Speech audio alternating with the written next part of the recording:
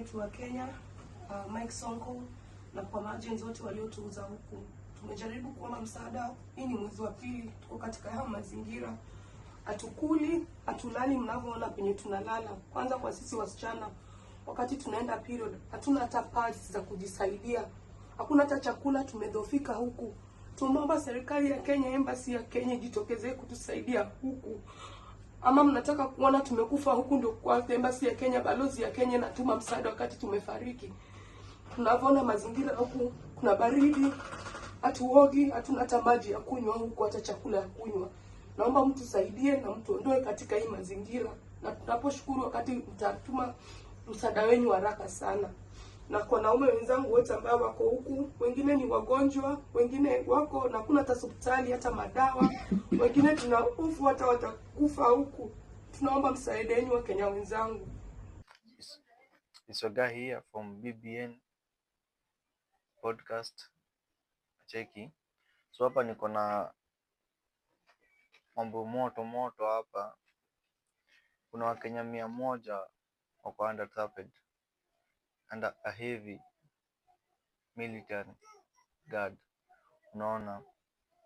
Na sijui Wakenya tunakuwa tumekosea nini? Unaona?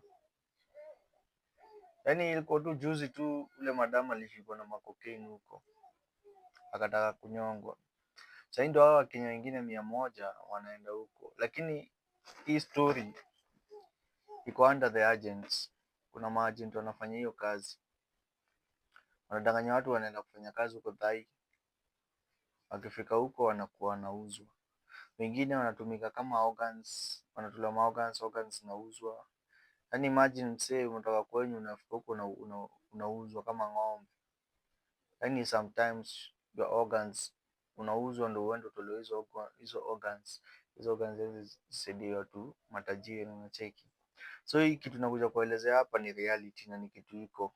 So before niende sana, acha niweke hiyo video kwanza mjisikilie fiti.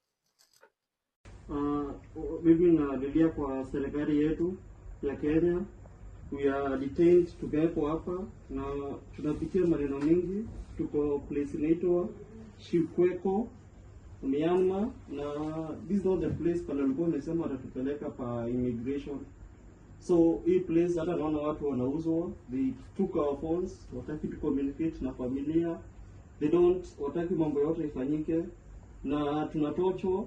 We suffer a lot, tunapitia mengi. These soldiers wanapiga, they cock guns when we ask questions.